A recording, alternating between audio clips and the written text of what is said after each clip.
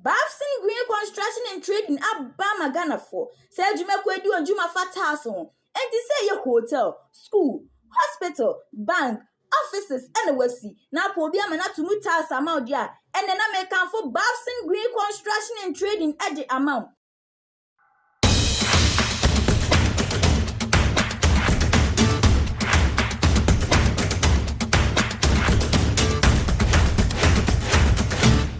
When I was 20.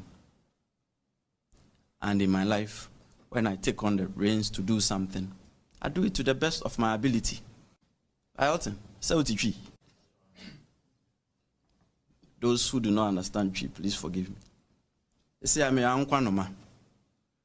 Me de me cry about for it. Me hear the me to me. Welcome back on the AM show. Some say Wahala never did finish for this country. We've heard the special prosecutor, Kissi Agyebeng, say that, listen, he's basically offering himself like a libation, pouring out of himself, and that when he starts something, he does his best at it. But we were taken by surprise yesterday when we heard that there was a petition to remove the special prosecutor and the person behind it. Yes, forwarded by the president to the Chief Justice, but the person behind it, that was what got tongues wagging. Martin Burns Kaiser Amidu. Alamisi Amidu was the person who had put this petition together. The question is, why? What is in there? Well, joining me in the studio, Kweku Asante. He's our man on the beat. He's been following this matter. He joins me in the studio. Kweku, good morning. Good morning. All right. Kweku is in the studio. We also have Bobby Banson. He's a lawyer. He joins the conversation. And we also have Edem Senanu, an anti-graft campaigner, joining the conversation. Gentlemen, good morning. Good morning.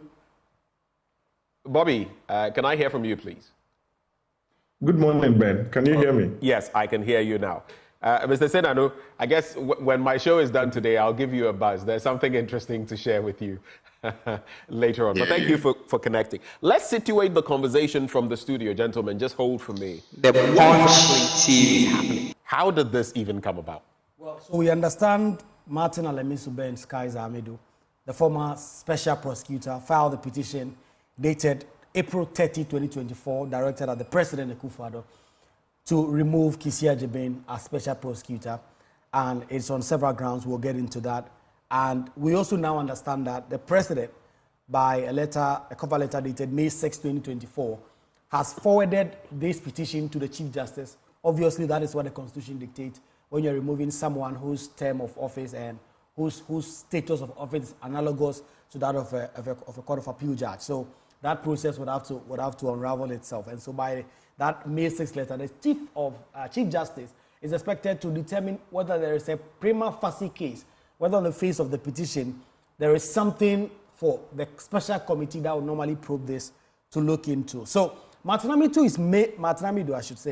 is mainly alleging procurement breaches. He says that in the purchase of some vehicles for the special prosecutor, there were certain procurement breaches. And procurement breaches has been one of the reasons why Madame Charlotte, for instance, I was just about was to say. removed. And so it has been cited by Mr. Martin Amidu as part of the reasons why he believes Kissi Agyebeng has breached his oath of office, or as it were, is no longer qualified to remain in office as special prosecutor.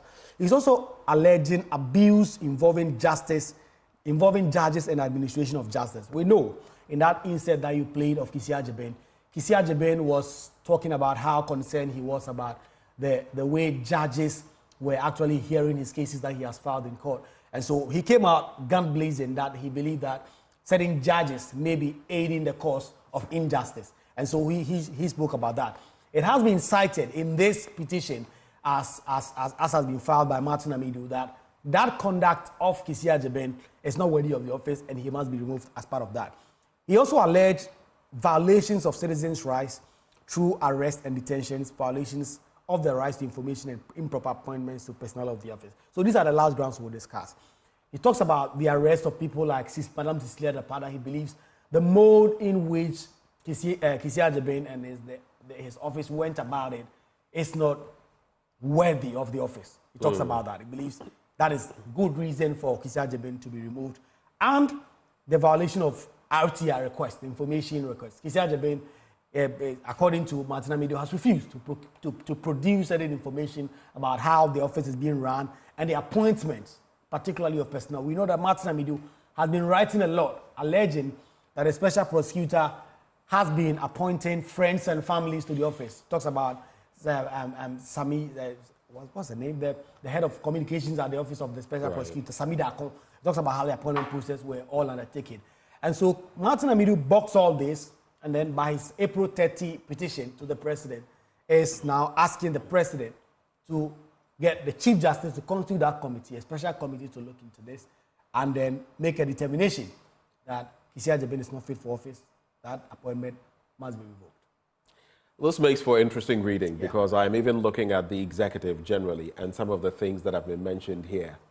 And just not out of mischief, but playing devil's advocate. Procurement breaches? The executive itself, if you look at violation of citizens' rights, appointments, let's not even go there. Some of them are interesting bits, but let's have an interaction with the legal luminaries and also the anti-graft campaigners. Let me start with you, Bobby Banson. We now know, per the information we have gathered, that in fact, this has been submitted to the Chief Justice as required by Article 146 of the Constitution, and that the Chief Justice is in the process of deciding whether there is a prima facie case on this matter.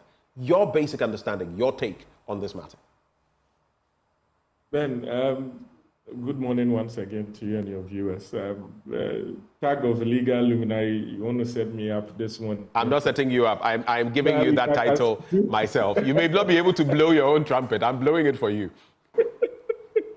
Well, I mean, woke up and heard this story and I was quite shocked, you know, of all the things that one would have expected to have happened, especially at this time of our political and democratic dispensation, would have been an attempt to remove, the attempt itself, the thoughts to remove a head of such an institution. And the fact that it is the former occupant of that office that is attempting to do that. Who has not hidden his personal issues. I didn't want to use the word hatred. Personal issues with the one who took over his office. I recall in some of his most recent epistles where he had stated categorically that he wants the president to intervene. Mind you, the president that this same person had once described as the mother serpent of all corruption. He now seems to be interested in the fact that he thinks the president this time would, you know, do what he wants to be done. But we back to the procedure, as had been said. Even the Office of the Special Prosecutor Act states categorically how he should be removed. The grounds of his removal have been stated there very categorically. The grounds of incompetence. If you look at, I think it's section 15, if you've done anything that will bring the office of the special prosecutor into disrepute, right? And things like that. And if I hear the grounds that I have not seen the petition, but from what your colleague read in the studio, so we are looking at procurement breaches, and that's why we even brought in the case of Charlotte Osei, because those were used to get her out. The purchase of vehicles for the OSP and not following the right procedures, the OSP versus judges and the perceived rancor. There's the administration of justice, aka in the cases of the likes of the former customs is a SEPS person, the likes of Sisi Diadapa and how it's been addressed, then arrest and detentions and giving out information, RTI, among others. Those are the bits encapsulated in what Martin Amidu is saying. Well, if you listen to what you have said carefully, it brings to mind whether or not, one, the fact that the OSP, for instance, goes to court and he loses, does it mean that he's exhibited gross incompetence? I mean, it's not every prosecution that is done by the Attorney General that he wins. Does it mean that he's been incompetent? It's not every lawyer that goes to court that wins. Does it mean that the lawyer is incompetent? I do not think that is the intention of the framers of that particular provision. But it's a process that we must all respect. It is his right, Mr. Amidu, to petition. The president referring the petition to the Chief Justice is in discharge of the obligation or the duty of the president when he receives the petition. Now, the Chief Justice is the one that must decide whether there's a prima facie case. And so a lot of attention will be on the Chief Justice's office, whether on the face of the petition that has been received. I expect that the Chief Justice will, even though the law does not require her to, may even ask Mr. Agyebeng to give a primary or a preliminary response before she makes a determination whether there's a prima facie case. The prima facie case definition is not that you have concluded, but on the face of it, there's a case to answer. And so if the Chief Justice, I'm sure that Mr. Amidu must have attached evidence of these so-called grounds for removal to enable the Chief Justice to make a prima facie case. So the mere mention of those things in the petition without, for example, if you say that there has been procurement breaches, I expect that he must be detailed with the evidence. Remember, there's a public procurement authority where, per their law, if there are procurement breaches, you must have gone through that process and that procedure as well.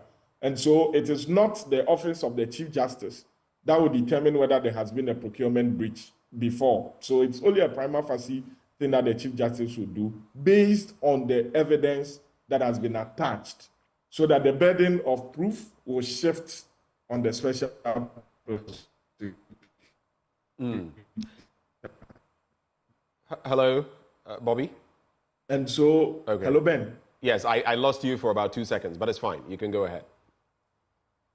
Okay, Ben. So I hope that indeed Mr. Amidu attached evidence to every single allegation to enable the Chief Justice come to that conclusion that there is a case for Mr. Agyebeng to answer. If it was mere, like we see in his epistles, what he writes without attaching evidence that will shift the burden of Mr. Agyebeng, perhaps the Chief Justice will come to the conclusion that there is no prima facie case to determine, and then we will take it from there. But moving from that, you know, the Office of the Special Prosecutor is an institution that Ghana, by virtue of international treaties we have signed, is obliged to have. So it is not as if it was a mere campaign promise. It was an international obligation by virtue of a treaty we had signed to have. And so if we are treating this office, for lack of a better way, like Chaskele, everybody can throw shades by virtue of the personality occupying it. We are undermining the institution that we are creating to fight our biggest problem as a country. Our biggest problem as a country is corruption. Nobody would dispute that. If we save half of the money that we lose to corruption, we will not go to IMF. And so if one of the most independent institutions that we've established in line with international obligations and by virtue of our own statutory provisions, we keep addressing the personalities of those institutions and not the institution itself, building strong institutions like Mr. Ex-President Obama said, whoever takes that office will also be, will look at that person in a certain way. Because it is as if somebody is there, we don't like what the person is doing, then we want to remove that person. I was not happy with the way Ms. Charlotte Osei was removed. And if there's an attempt, and the same with Dom Levo, if there's an attempt to harass Mr. Agyebeng because perhaps some people are not happy with the way he's going about his work, I think that it would defeat this whole fight against corruption, and then posterity will not forgive us. We should be very mindful of some of our actions, and I'm very confident in the capacity and ability of the Chief Justice to make a determination. I have not seen the evidence. I hope there is for a prima facie case, but if it is what you have said without any evidence attached, the mere epistle, for lack of a better word, I do not see how a prima facie case would be established from there. Well, interesting, isn't it? I mean, the presidency was pretty quick with this one. I mean, we're still battling the LGBT bill and all of that. But in this instance, as directed by law, because again, if you were to go back to the LGBT conundrum, he should have either signed or declared that he wouldn't assent. But we know how that has turned out. In this instance, it has been forwarded. But let me go to Edem Senano briefly on the same point. Edem, did this take you aback? Were you left in shock? when you heard that this petition had been sent to the president, forwarded to the Chief Justice, and by none other than the former special prosecutor, Martin Amidu? How did you take the news? Well, good morning. And yes, I was thoroughly taken aback. I mean, it seems to me that from day one, my good friend, and I like to call him Martin Benkaizalamizi Amidu, appeared to have been on a vendetta. It looked like nobody should occupy that office who is able to do much more or shine more than me, you know. And so there have been all these epistles and comments. And for me, to the credit of the current office holder, Mr. Kissi Agyebeng, he's refused to jump into that public discourse of blow for blow kind of, you know, when Martin says this and so on and so forth. And that's really disappointing. Very disappointing for me. And I'm concerned. I'm concerned also because of the inconsistencies. And Bobby pointed out to it. I mean, you can't call the president and the presidency the mother serpent of all corruption in one breath, and in the next breath be writing to the same institutions and saying somebody else should be removed, and believing and apparently trusting those same institutions. Right. It's kind of flip-flopping, leaves us with the impression that you can change your stand at any time on issues. And so it's a big concern for me. Also because, like you've pointed out, the last person you're expecting to be out there consistently just raising voices, when, in my view, he did not do as much as he ought to have done when he was in that position. And he actually sent us to the dry cleaners by exiting all of a sudden to the point where you had authority you could have exercised. And yet you come back and you seem to be attacking the current office holder. Some of the things you've mentioned, like speaking against the judges, I find incredulous. I mean, if office holders as high up as the OSP cannot speak their minds when they think something is going wrong. And for me, I thought that was important because the judiciary responded. The Chief Justice then reached out and said, let's have discussions. And from where I stand, one of the key things that has been on my mind is how do agencies like the OSP and the anti-corruption agencies work with the judiciary to have fast-track anti-corruption courts with personnel trained, specialized personnel who understand our terrain. And that was you can forecast that was his intention. In fact, if you follow the rhetoric, that was his intention. But hold for me, Adam, just briefly. Hold for me. Let me bring in Daniel Yao Domelevo. He has been there and done that. He joins the conversation. Mr. Domelevo, thank you for joining the conversation on the AM show. My pleasure. Thank you.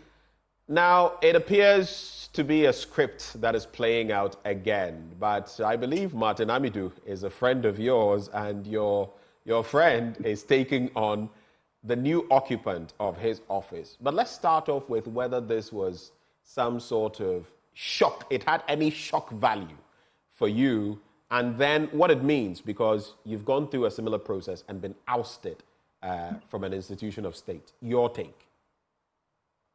Thank you very much. I must say yes and no.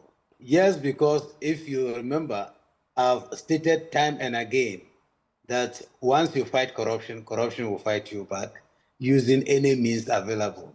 So that is not a surprise to me at all. Bafsin Green Construction and Trading Abama Ghana for said Jumakwedu and Juma Fatason, and to say your hotel, school, hospital, bank, offices, and the Wessie. Now, podium and not to mutas amount, yeah, and then I make for Bafsin Green Construction and Trading at the amount. Obuan wasn't done a won't you. Emane ha crampo, and posabro train hour, no West Sufia or Ghana, now podium and not to mutas amount, yeah. And yana me can for Bafsin Green Construction and Trading at the amount. The Yanni so benye muji dear, your 2 bathroom tiles, compound tiles, swimming pool tiles, kitchen tiles ene ne keka ho na ni gi sema wom ni se wo pasase ato na do location maya de hia se ya Ghana ha ye benya bi dia mawo na ye nji usikandi ye ndada o se de nkrofo bi di ye nkrofo bi no esan se tiles mu dwuma die ne di ntino ye ton cement natural stones tile cement slabs marble tiles anybody ye lay esan so e supply esan si adwuma hote na so aniti no ye wa abodin krata a eye certificate e trese ya fa entity ye obetini afre ahomatrufo eso 0505 626823 0505 626823 obewu ye breku waja edekwa wini ba kwantempon na so Bafsin Green Construction and Trading. We do it just the way you love it. But wait, Mr. Domilevo. So you feel in this instance where Martin Amidu, former special prosecutor, petitions the president forwards it to Chief Justice. Are you telling me that you feel it is corruption fighting back against institutions? Is that what is happening? You have no idea how corruption fights. Corruption is not going to fight using corrupt methods. It's going to pretend and use what looks like very genuine reasons. And I always say that there is a story behind the story. So the story behind the story is difficult for all of us to know. But what I'm just trying to say is that to me, once you are in the public domain fighting people, others may also look for opportunity to fight you back. That's the point I'm making. And that is to me not a surprise. But where it's coming from is what surprises me because, Martin is my very good friend and we have different values. Anyway, I will not participate in any form or shape in the removal of my successor from office. In fact, in his case, even I can say that he resigned. I don't think Kissi Agyebeng played any role in it. I suspect the one who succeeded me had a role to play in my removal, but I will not play any role as such. So, but the fact. So do you find it odd that the person petitioning is Martin Amidu? Do you find it odd? Do you feel even if this were to come up, it shouldn't be Martin Amidu? Yes, at times some things you can do it, but you leave it to other people to do it.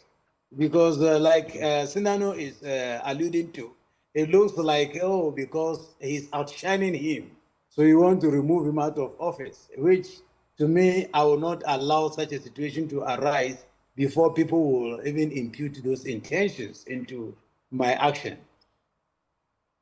Let me ask you this. We saw some happenings in respect of procurement breaches that were used to oust Charlotte Osei. Then your case. Now the current special prosecutor. Is there a line that can be drawn through all of these? Because all of these have also happened within these last 7 years. Is there a pattern? What are we doing wrong? The pattern is that they use procurement offenses only when it's used there. Didn't we hear of procurement offenses about the EC, the current EC, and several others, even the presidency itself? And how do they treat them? They are treated with kids' gloves. It's only when you are on the other side, you are not like, then they activate the procurement offense against you. So I know that nobody is above the law and everybody is supposed to go according to the law. But then the selectivity in using this procurement law is becoming one too many for my liking.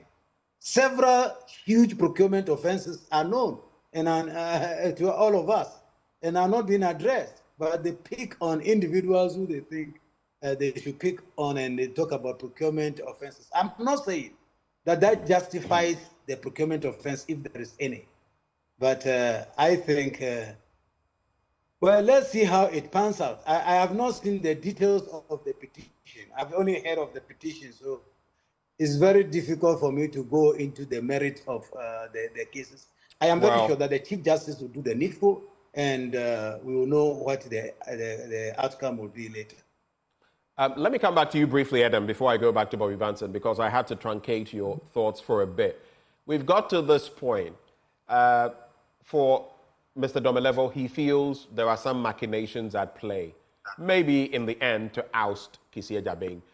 Maybe he's becoming too much of a thorn in some pieces of flesh. But maybe not, because they are citing legal elements, procurement breaches,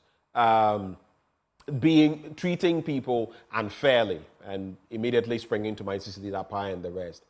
Is there a ploy, do you feel?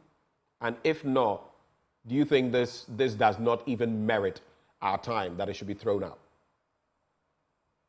Well, I mean, I think that's always important to allow, like Mr. Domelevo has said, allow the processes to go on. We cannot begin to try and curtail or say there is no evidence. I mean, these are the rights of citizens.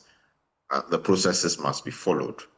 However, absolutely yes. I mean, to be honest with you, in the recent past, I don't think any of the anti-corruption agencies have done for us what the OSP has done, in spite of all its difficulties, including the fact that it took till last quarter of 2023 for them to now begin engaging staff. I mean, prior to then, they probably had just about 10, 15 people all the way from 2018 to September 2023.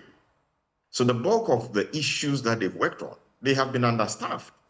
And so for those of us who understand the logistics in the office and what has gone on, we think that the OSP has to a very large extent served this purpose by raising their flag, picking up issues when they came into the public domain, indicating an interest, giving us feedback every 6 months, in spite of all these challenges.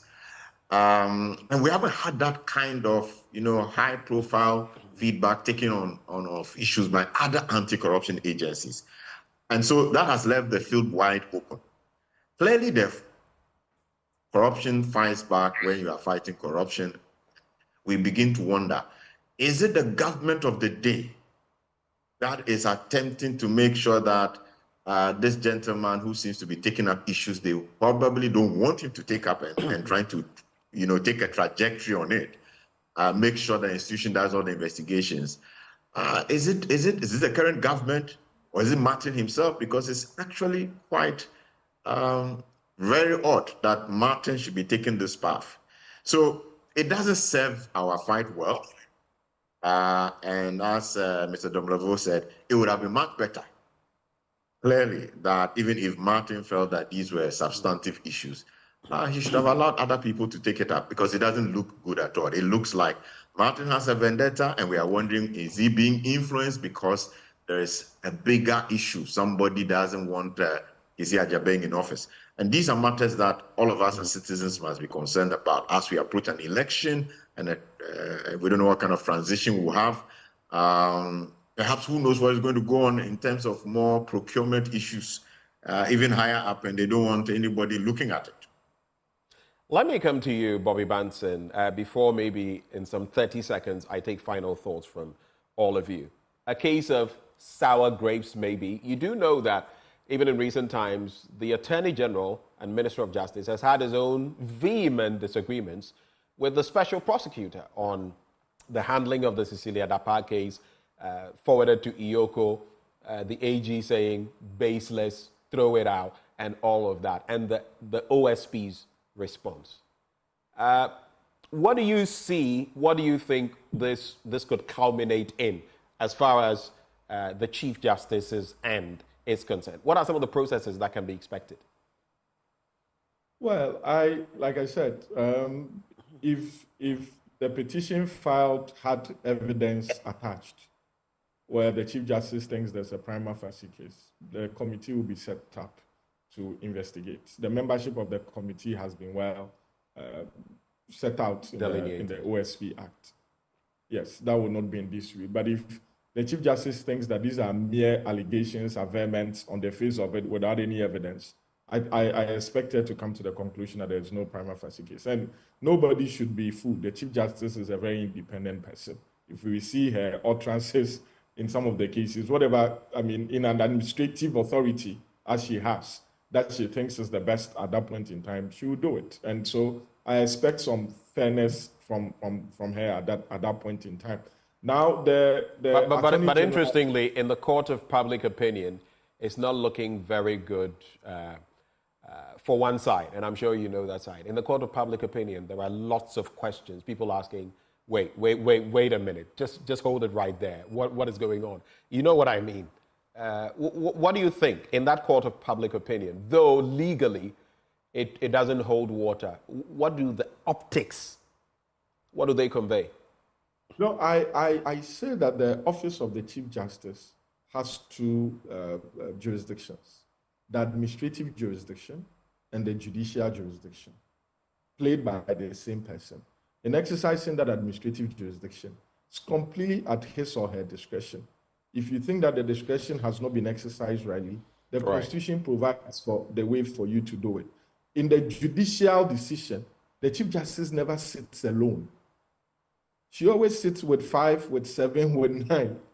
And so it would be very difficult to say that she has single-handedly influenced every other person that she sat with to take a certain judicial decision. It's very difficult. You may not win your case all the time. It doesn't necessarily mean that something has gone. That is why, I say that no matter how thin you slice a bread, there will always be two sides. Definitely somebody will not be happy. But with the administrative role, it's completely at her discretion. If she exercises it and you are not happy, the Constitution provides for ways to bring it up. And we've seen cases filed by lawyers, personally, against some of the administrative decisions taken by the Chief Justice. And we are going through the process.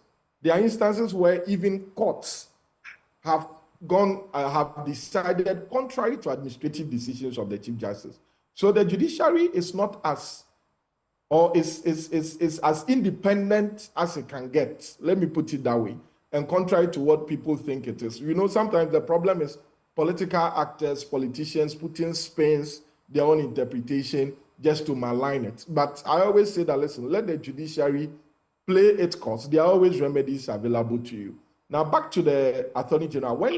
So briefly on that, because of time, that's the final bit for you. Yes. When there was that discourse between the Attorney General and the EOCO and the Office of Special Prosecutor, for me, it lends credence to the argument that it is time we separate the Office of the Attorney General from the Ministry of Justice. Completely.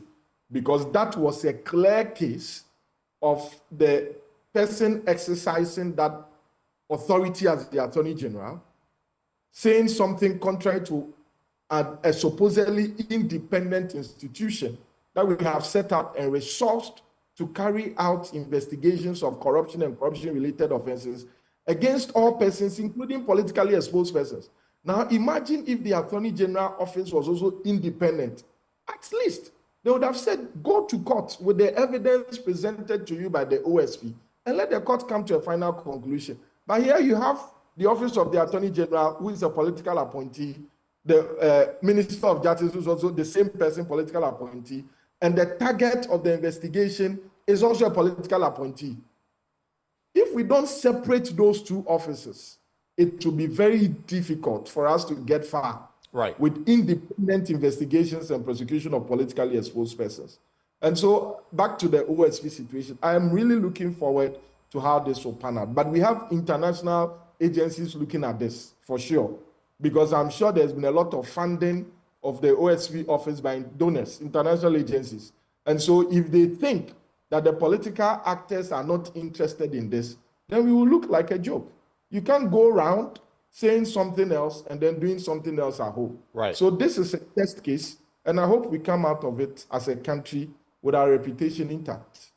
Let's test our reputation on the line. Bobby Vanson, thank you. Let me bring in Daniel Yao Domelevo. Final thoughts on this matter. What are your expectations?